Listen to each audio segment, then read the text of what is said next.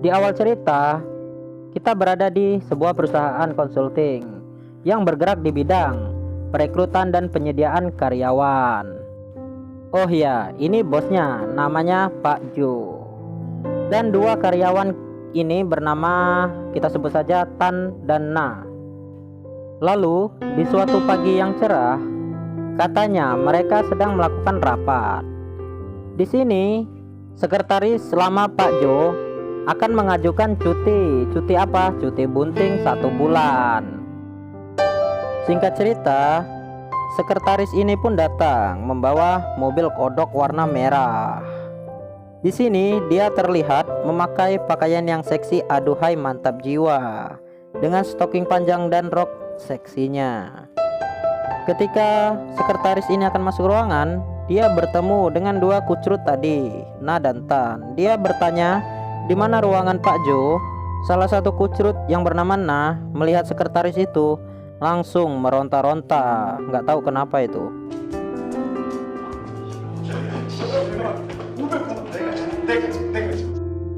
Singkat cerita, sekretaris baru itu pun memperkenalkan diri kepada Pak Jo. Kita sebut saja namanya Jiwo. Terlihat Pak Jo ini sudah sangat kesemsem dengan sekretaris baru itu. Lalu sekretaris baru itu diajarkan bagaimana cara bekerja di sini dan apa saja yang harus dilakukan. Saat belajar, Pak Jo pun lewat dengan pandangan cabulnya melihat sekretaris baru itu.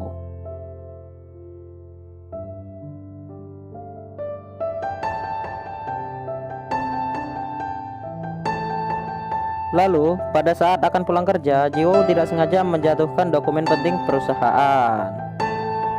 Namun, di sini bos besar Pak Jo cabul tidak marah, malah membantu Jiwo untuk merapikannya lagi, seperti sinetron Indosiar ya. Lanjut esok harinya, Jiwo mulai bekerja dengan sangat cekatan, mulai dari mengelap meja, mengelap lantai, mengelap atap, mengelap lemari, dan membuatkan kopi janji jiwa untuk Pak Jo. Saat sedang membawa kopi, Jiwo itu tidak sengaja menabrak si Na dan kena otongnya. Di sini Jiwo akan membantu si Na, namun tidak diperbolehkan oleh dia karena malu mungkin ya. Lalu si Na pun di kamar mandi kesemsem, cengar-cengir. Lalu Jiwo pun memberikan kopinya kepada bosnya ini, dan bosnya ini mengatakan kopinya sangat enak, mantap jiwa. Singkat jam, sudah menunjukkan jam 6 sore. Lalu Jiwo pun berpamitan dengan rekan-rekan kerjanya. Setelah Jiwo pergi, lalu dia pun kembali lagi dengan membawakan basreng untuk temannya. Pada keesokan harinya, mereka pun rapat lagi dan membicarakan tentang kenaikan pesat omset perusahaan ini.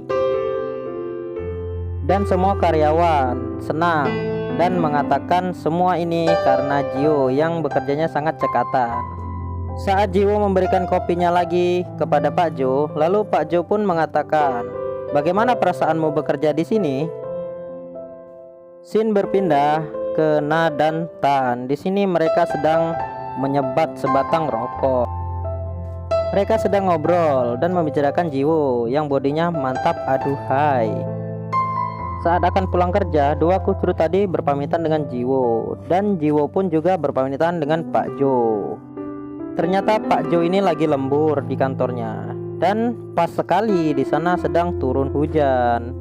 Tak disangka Jiwo yang kembali juga membawa lagi basreng dan minumannya. Mereka berdua pun duduk santai sambil ngobrol dan minum minuman.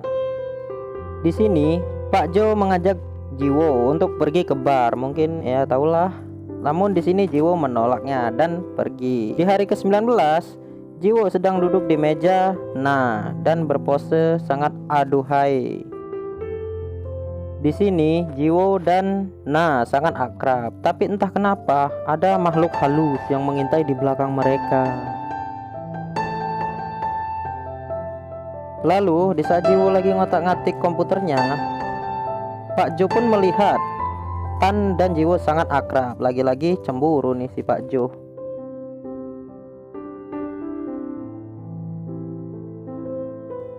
Di esokan harinya, Jiwo sedang chattingan sama saya.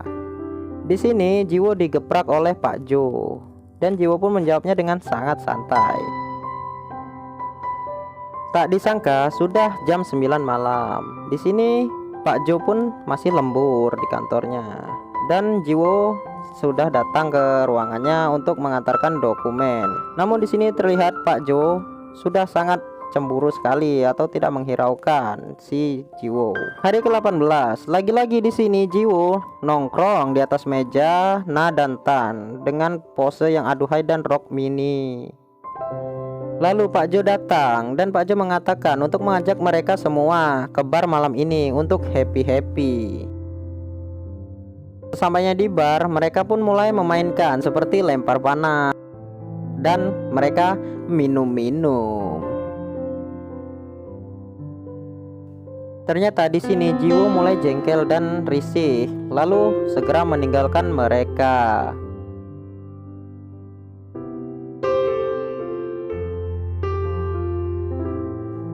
Namun ternyata Pak Jo ini mengantarkan Jiwo ke rumahnya, dan tidak sengaja dia keceplosan mengatakan I love you kepada Jiwo,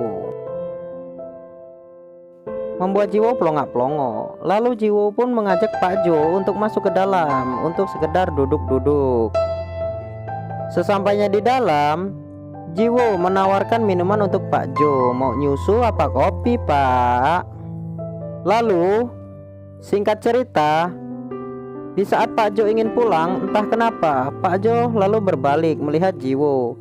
Di sini Jiwo yang melihat Pak Jo sudah mengkode-kode keras dengan mengangkat roknya sedikit. Tanpa basa-basi, Pak Jo pun langsung nyeruduk dan berhasil mecahin gawangnya atau bongkar gudang milik Jiwo. Singkat cerita, keesokan harinya di kantor, ternyata Pak Jo ini sedang terngiang-ngiang dengan kejadian mantap-mantap semalam. Lalu karyawan-karyawan yang lain mulai merasakan aneh gelagat Pak Jo dengan senyum-senyum atau cengar-cengir sendiri. Di saat Jiwo bekerja, Jiwo pun ditelepon Pak Jo untuk membawakan kopi. Tanpa basa-basi lagi, Pak Jo pun mengajak Jiwo untuk mantap-mantap.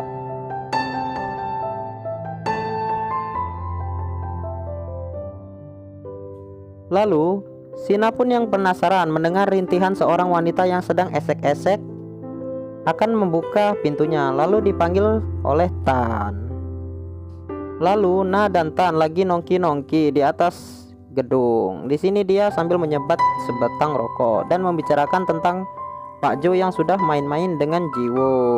Singkat cerita, Na sedang membuat kopi janji jiwa. Di sini Jiwo pun datang dan mencoba membantunya. Tanpa sengaja atau emang disengaja ini, Jiwo pun menyenggolkan itunya dengan Johnny Sina. Lalu di malam harinya, seperti biasa, Na dan Tan mulai pamitan dengan Jiwo. Di sini, Na yang sangat penasaran dengan Jiwo dan Pak Jo mengintip di seberang gedung dan melihat Jiwo dan Pak Jo sedang mantap-mantap atau wik-wik. Seperti biasa, Na menceritakan kejadian itu dengan si Tan. Hari ke-15. Di sini Tan akan menyetorkan dokumen kepada Pak Jo. Ternyata di sini Pak Jo nggak tahu lagi ngapain tuh mukanya tuh. Ternyata si Pak Jo ini lagi diisep-isep lollipopnya sama si Jiwo. Mantap jiwa. Singkat cerita, Pak Jo pun sudah mulai puas dengan Jiwo. Lalu dia berpamitan dengan Jiwo untuk pergi meeting. Jiwo pun menyemangatinya. Di saat Jiwo sedang memotokopi dokumen, tak disangka-sangka datanglah Sina. Sina pun mulai, ya tahulah, iri dan pengen juga. Di sini Na sedang membayangkan sedang ngentot dengan Jiwo. Tak disangka Jiwo di sini yang mungkin mancing-mancing coba untuk memaksa Na untuk memeriksa dokumennya. Tanpa basa-basi dan ada kesempatan, Sina pun langsung mencipok Jiwo.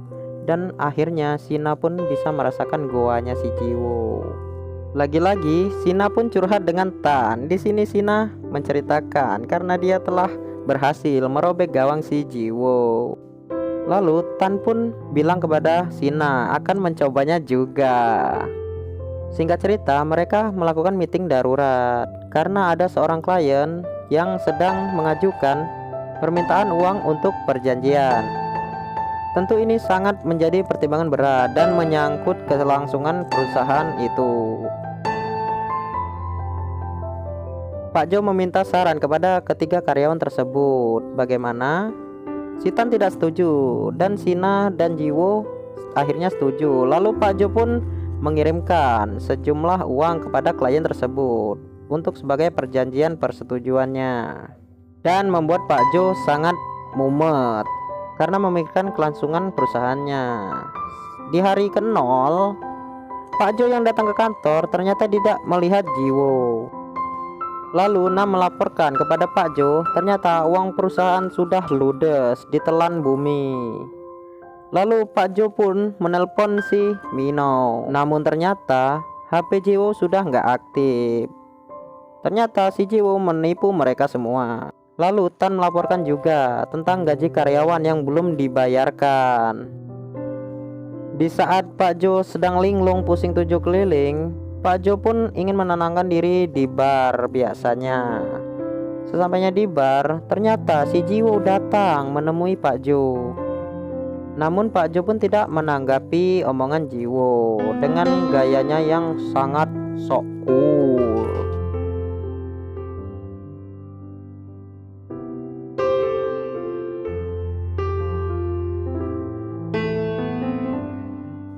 Tak sampai di situ, Pak Jo pun mendatangi rumah Jiwo. Dan ternyata Jiwo sudah pindah rumah, dan rumah itu dihuni oleh orang lain. Keesokan harinya, Pak Jo pun menjelaskan kepada dua kucrut itu tentang keadaan perusahaannya sekarang. Namun ada suatu pertanyaan yang menjanggal di pikiran Pak Jo. Pak Jo sebelum mantap-mantap dengan Jiwo mendengar percakapan Jiwo dengan orang yang tidak dia ketahui. Singkat cerita, Na dan Tan seperti biasanya di loteng sedang menyebat sebatang rokok. Di sini mereka sedang meratapi nasib perusahaan ini sekarang. Di sini si Tan pun menelpon seseorang. Dan ternyata lagi di akhir cerita, ternyata si Tan inilah biang keladinya. Dia menyuruh Jiwo untuk menguras habis kekayaan atau harta Pak Jo dari perusahaan tersebut. Adalah kok kayak gini akhirnya. Cerita pun tamat.